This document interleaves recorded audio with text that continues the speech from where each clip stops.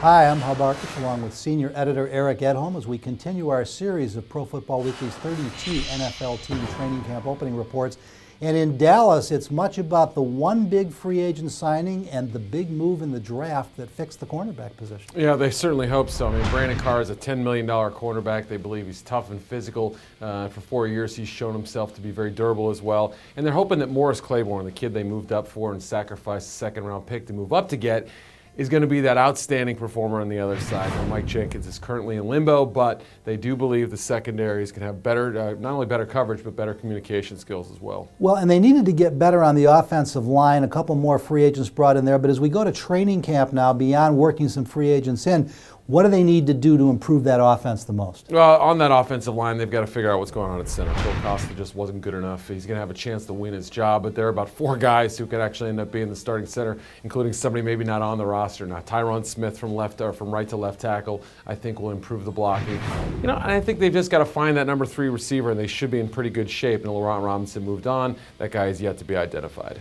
Pretty clearly, Jerry Jones thought cornerback was the problem on defense. We assume that Jason Garrett agreed. They made big moves there. They've turned a weakness into a strength. What else should we look for in training camp as far as changes in the Cowboy defense? Yeah, we still don't know how safety is going to play out exactly. And Rodney Poole, if he isn't a starter, probably is going to get cut. They won't pay him that much money to be a backup. So those communication problems I talked about, lining guys up, having 10 on the field, 12 on the field, it was really a problem last season. So I think learning the scheme better. Rob Bryant threw a lot at him last year, and having a full offseason should help them kind of absorb things a little better.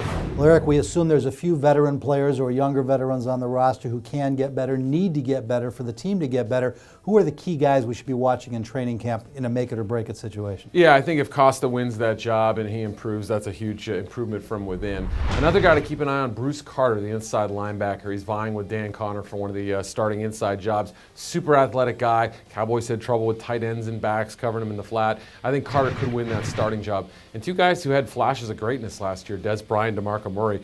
I think if they're both ready to step up and be superstars, the Cowboys could be an excellent team this year. And what about a guy or a couple guys who we assume are part of the equation who could find themselves on the bubble depending on how things go in camp? Yeah, Poole's got to win that starting spot at safety, otherwise I think he's gone. Then you look at some of the defensive linemen, the age guys like Marcus Spears, who hasn't been a starter now for a couple years. He could be a roster cut. Kenyon Coleman didn't play all that well as a starter. He could be replaced, but again, younger players have to take their spots and prove that they're worthy of starting.